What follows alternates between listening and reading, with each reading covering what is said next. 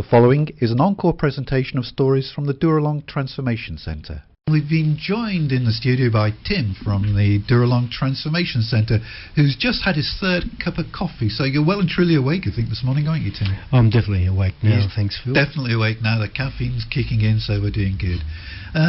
And Tim's a guest down at Dooralong. You may have heard him talking to Kath and Mick on the breakfast show.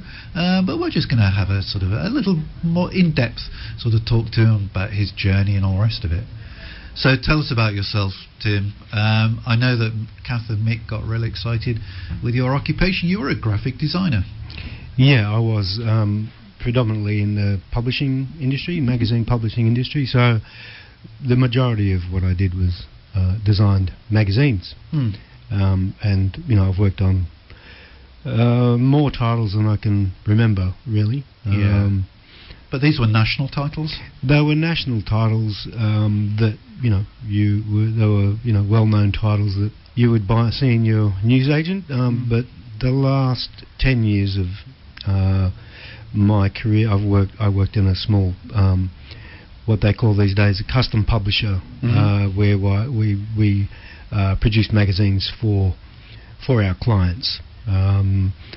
You know, for example, one of them was the Restaurant and Catering Association of Australia. We published their monthly magazine. And there's quite a lot involved, commissioning photographers and illustrators, and just basically making sure that the magazine and the pages look nice, basically. And I suppose in the early days it was all done manually. There was no computer program for you. Yeah, I started in 1978. And the only computers that we used were in a separate company that they would do our typesetting, which is all the columns of type that you read in a magazine. But they were manually assembled, and that was a different craft in itself, putting we were called assembly artists, and you'd have to compose and put together all the artwork that would, in those days you'd send off to the printer a very big, thick package with all the art material bundled up, and it would be a substantial size parcel. These days you push a button and send them, obviously. Yeah, technology changes everything. Yeah. And look, we can't let this subject pass without mentioning your run-in with Kerry Packer. What happened with you and Kerry Packer? Look, long story short, like I said, there were no computers. Everything was done manually. To save time, in particular with the covers of magazines, we used to grab the cover art, the base art we used to call it. It would have everything already on it, and we'd just put the new cover lines on.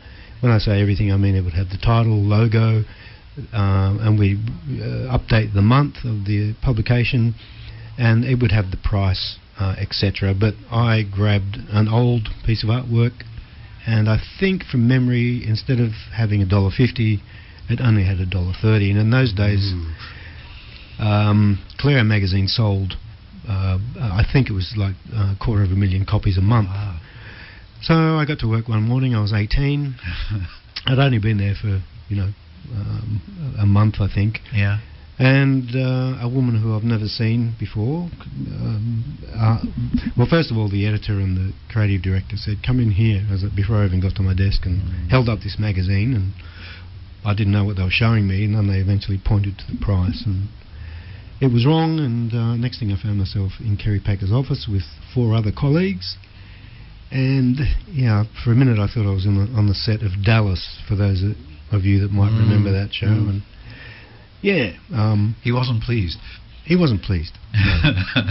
And he let his displeasure be known. He did. There were 5 seats placed in front of his desk, which was very big. He's very big.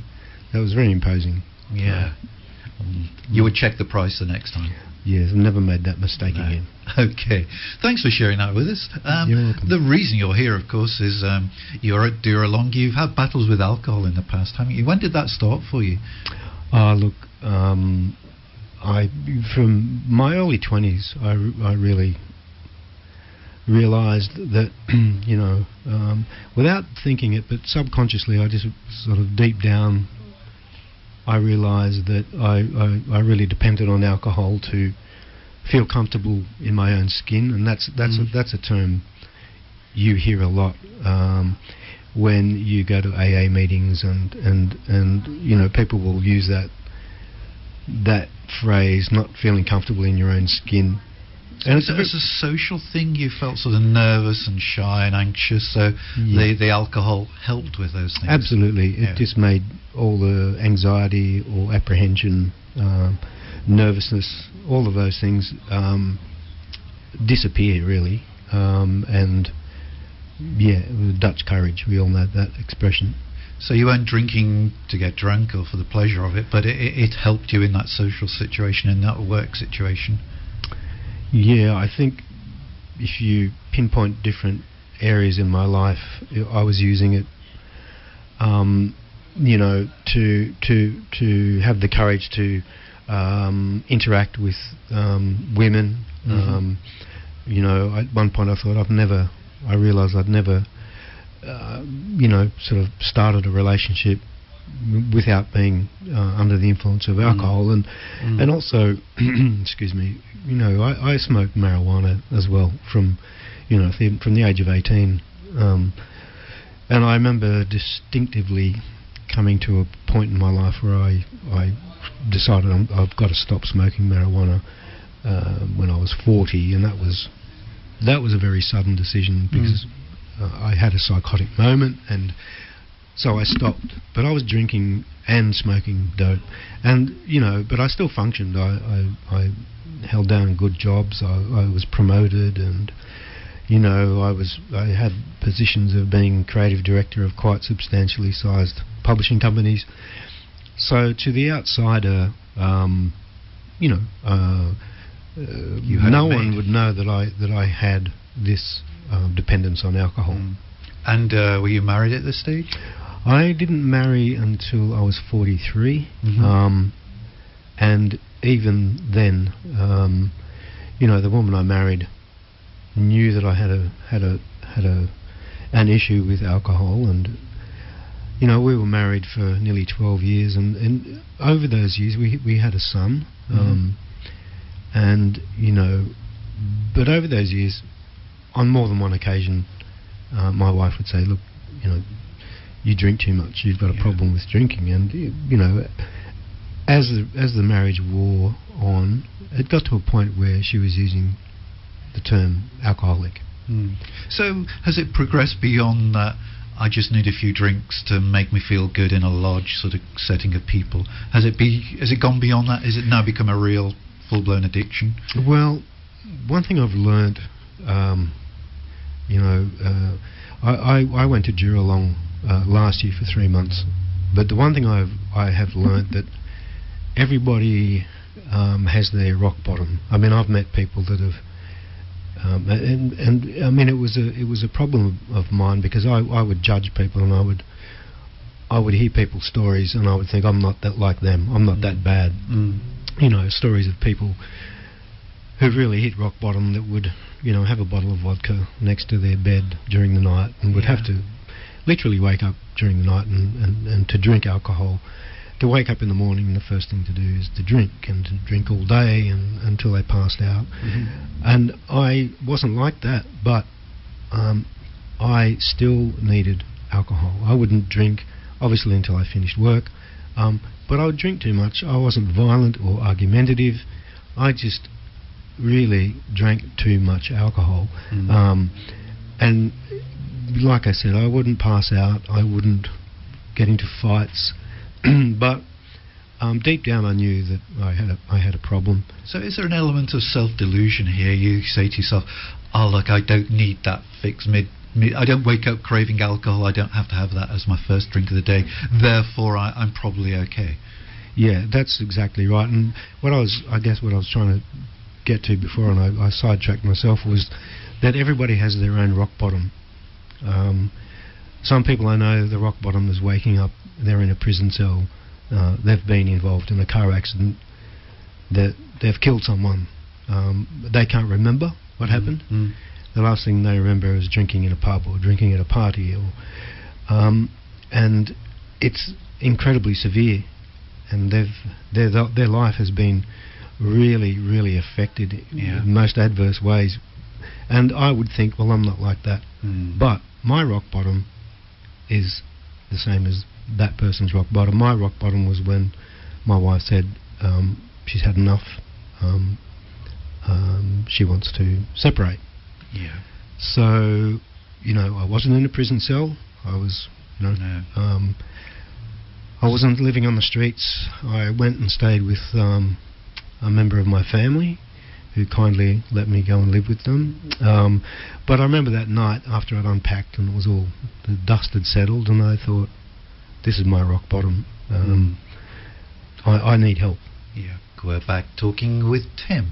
Tim has explained to us the sort of highly stressed job he had as a graphic designer in the print industry when things were changing, technology was changing, a lot of responsibility, a lot of stress. He's turned to alcohol, and alcohol has really sort of, it's now got a grip of him. And just before that break, Tim, you were talking about the rock bottom that you reached when your wife started mentioning the word alcoholic and describing you. Yeah, to hear those words directed at yourself, your reaction is denial, and anyone who's suffered addiction, whether it's alcohol or drugs or gambling, but that denial is well, it certainly was my first reaction. But deep down, I knew that I did struggle and had a real battle with drinking, and no matter which way I looked at it, it had adversely affected my life, and ultimately it ended my marriage, and had a profound negative effect on my life. So have you split up now? You and your wife? Yeah, we've split up. We're now divorced. Yeah. I'm lucky enough to have still a good relationship with my ex-wife and my son. We're in constant contact, and that's I'm thankful for that. Yeah. But for it to reach that level, to reach that point, it was certainly my rock bottom, and it was when it becomes painfully obvious that I have a problem and I need to do something really serious and resolve it. So what did you do? Well, my first point of call was Central Coast Community Health. I believe that was the name given to that service, and I contacted them, and I found myself talking to a counsellor at Wyong who recommended Dooralong Transformation Centre, which I went to for the first time last year, and I found out that it was a long time residential live-in situation, which to do the full program was 10 months. I balked at that, and I was allowed to go for 3 months. So that's the absolute minimum, was it? Yes, that was the absolute minimum, I was told. So I even then reluctantly thought 3 months was a long time. And I went for 3 months, and I thought that I was on top of things. I left after 3 months, and within, I think it was maybe 2.5 months, I started drinking again. If we just pause there, when you say you started drinking again within sort of 2.5 months, were you aware when you picked up that glass for the very first time that you were going back to what you called rock bottom? Once again, I deluded myself and was in denial. I thought I could try what they call controlled drinking, where you limit the amount of alcohol you're going to consume, which worked at first, but then, I keep saying to people, things happened that I didn't want to happen, and things that I wanted to happen didn't happen, and rather than deal with it in a mature kind of responsible way, I relied on alcohol to make me Well, to help me feel I was coping, which is the opposite, really. But there's also that self-delusion again, because this time around you're telling yourself that, oh, I'll be able to control this. I'll just have one glass now, and then that's it. Yeah, absolutely. Yeah. And so it didn't work. It didn't work, and like I said, everyone has their rock bottom, and people with an addiction,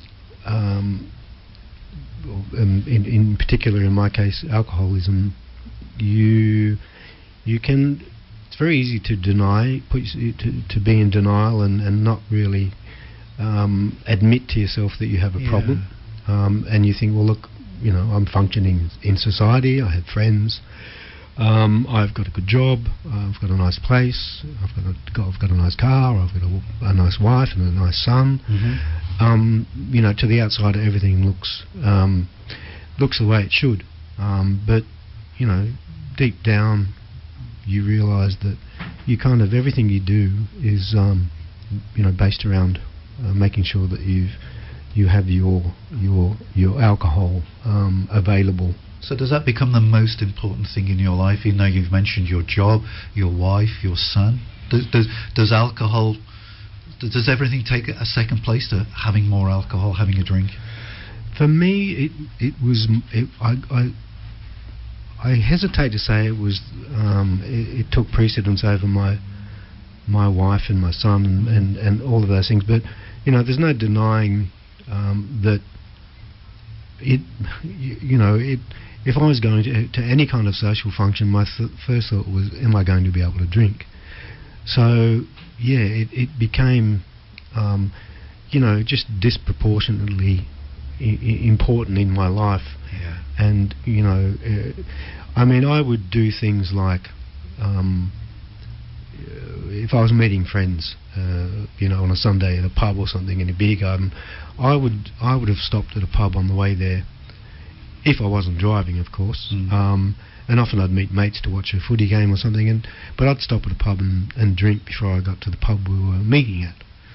And I'd always sneak extra drinks. I'd say, like, I'm just going to the bathroom, and I'd sneak to the back bar and have a quick drink before I went back. And so it's sort of taking control of you slowly. Yeah, and I would drink just to get to that feel good stage, where I felt confident. I was lucid enough to. I just felt comfortable. It's very hard to describe, but I just felt confident, relaxed. Is that because you didn't like the person you were when you were sober? Yeah, it was more. Well, interestingly enough, I found out that I was actually diagnosed with an anxiety disorder when I was at Dooralong last year. Right. And it kind of, when I found out, it made a lot of sense. Yeah.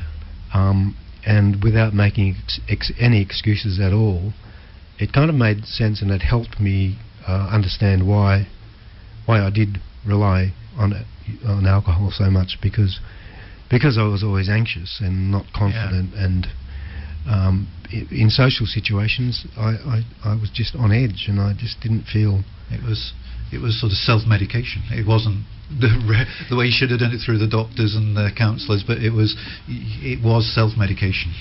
It was self-medication, and I remember reading in the AA Big Book,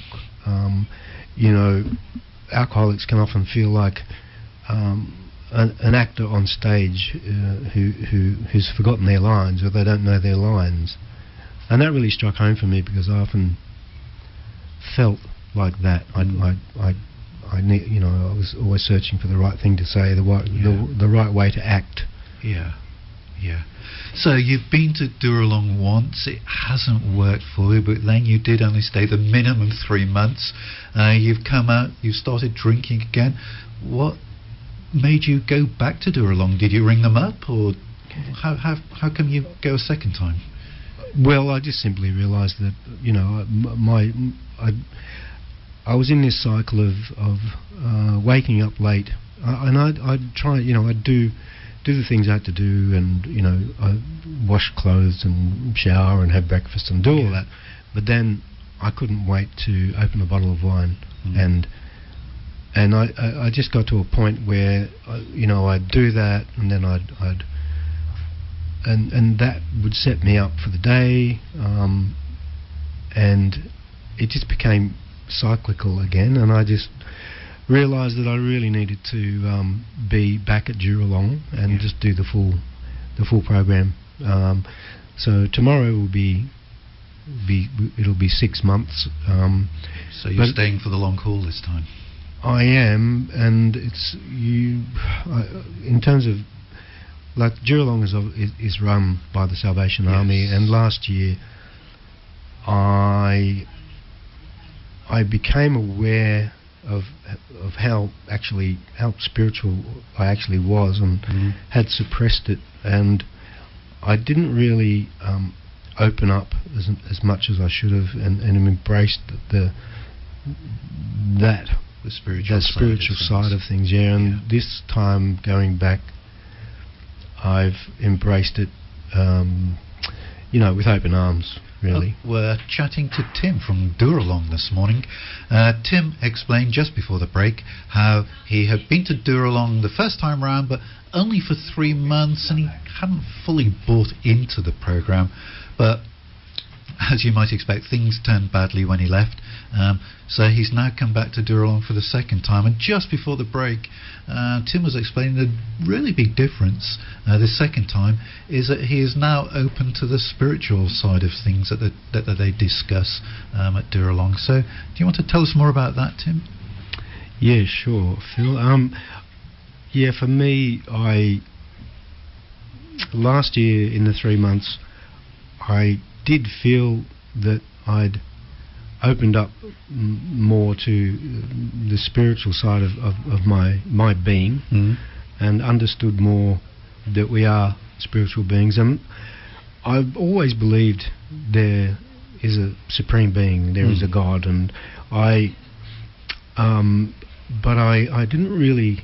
I guess I balked at the whole Christian belief and approach, and it sort of stayed with me, even though I started drinking again. But this time, going back to Dooralong, I came to a real. One of the big turning points for me was I always believed in a universal power, a God, a creator, and the more I thought about Jesus and heard about Jesus, and something just tweaked for me, and it was, well, why? It's when I understood that Jesus, he was real. I mean, a lot of people think Jesus was some kind of mystical figure. He was a man. He was flesh and blood. He lived on earth. He walked with us, and he died, and was raised from the dead. And that whole notion of that Jesus and God are one and the same, and it just dawned on me. I thought, well, isn't it possible that the God I believe in, the supreme being, the universal power, whatever you want to call it, manifested himself through Jesus, and that's the same God that I'm thinking of. And it was kind of a way for me to really accept the concept of Jesus. Concept's probably not the right word, but to actually start to it tweaked an interest, and I started reading literature. I wanted to find out more about actually Jesus and his life, and the people around him, the disciples, and just find out more and get more information, and just demystify the whole Christian faith. Yeah, because it sounds like your argument was more with religion than God. Yeah, it very much was. It was, more for.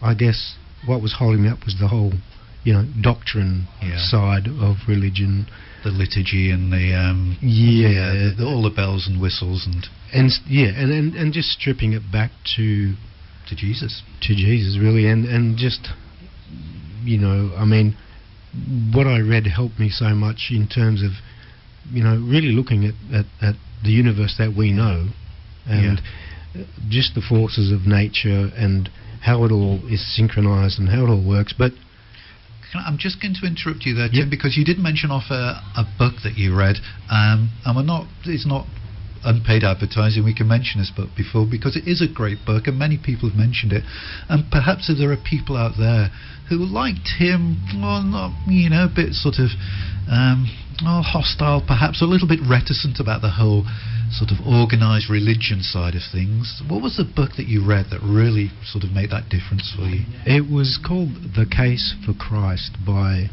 Lee Strobel, who had a law degree and he was a journalist. And he basically, in the book, he approaches it from a lawyer's and a journalist's perspective, and a skeptic as well. And a skeptic. He was an atheist, and his wife became Christian, and he thought, I'm going to look into this, and he spent he delved into it, and he basically looked at all the evidence as a lawyer would and asked questions that a cross-examiner would, or a journalist, and looked for all the chinks and holes in all the evidence. And at the end of the book, I certainly couldn't help coming away being convinced, if you like, for want of a better word. Well, there is no better word. I was convinced, and it was enough for me to read another book. But for me, it was a way for me to accept and embrace and start my faith journey, if you like, with all the mysticism stripped back, and that was the catalyst for me to just experience spirituality and connect with God. On a very simple but personal level. And that's what it is. That's another really important part of it. It's personal. It's different for everybody, what I've learnt. How you engage and include or incorporate God into your life, the way you think, just changing your general your behaviour and your outlook and your demeanour and how you treat other people and how you react to situations, and it still is a gradual thing for me, but I just feel it gets stronger just as time goes by, and it becomes I find myself praying without even thinking or making a conscious decision that I'm going to pray now. I'll just find myself having a little conversation with God, and it's becoming, it's kind of exciting because it's just happening kind of automatically without it being something I consciously say to myself, okay, it's time, it's prayer time. It's happening very naturally by the sounds of it. Yes, that's right. It's very kind of instinctive now. So you're hopeful for the future. You've been 6 months, this is your second time around, 6 months tomorrow? It'll be 22nd of March, so tomorrow's the 22nd. You mentioned earlier that you had a young son. Do you still see him? Yeah, I saw him last weekend. I'm in constant contact with him, and despite being separated and divorced now, that my faith, when I did separate, I made a promise to myself that I wouldn't get angry and bitter, because I realised that it was because of my drinking ultimately that led to the separation. But I made that decision that not to get angry and bitter and the faith, I believe, that I've found has really reinforced that, even though it was a personal decision that I made, and there were times when I felt rage building up inside me, and I had conversations with myself that weren't, these were things that I felt like I would say, but I my own my own nature within myself didn't want to do that, because I realised how destructive it was. But this newfound faith it's just made it so much more natural not to be bitter and angry. It sort of released it. It sort of gives you freedom. It does. What I've really noticed, particularly lately, things happen, and they can be things where I've been left waiting somewhere and I'm meant to get, or just things in life that can irritate you and make your blood boil and make you all upset and flustered and stuff. And I just find, well, I'm just not going to get upset, and because I'm not going to change anything. No. And there's a difference between that and being assertive, because I think you need to be assertive in certain areas of your life. But that's right. and that was probably one of my problems, not being assertive. And that's why I drank. But anyway, I digress. Sorry about that. But yeah, just making that decision, and it's kind of like I'll even say to myself, God, grant me a bit of serenity right now, because help me just stay calm and not get angry. And it's amazing how it works. Tim, we've enjoyed really talking to you this morning. We're running out of time. It's coming up to nearly 5 to 11, so thanks so much for coming in this morning. It's been my pleasure. Thank you for having me. Give our best wishes to all those great guys down at Dooralong, the staff and the guests there. And look, if you're still there in another few months' time, perhaps you could ask to come back and we'll catch up with you a bit further down that track. That'll be really good. I'd love to. That'll be my pleasure. It's been great talking to you. Okay, thanks, Tim. Thank you. You've been listening to an encore presentation of the Dooralong stories, which can be heard live every Wednesday at 10 a.m. and repeated at 8 p.m. Sunday and 1 a.m. Wednesday, right here on 94.9 rema.cc.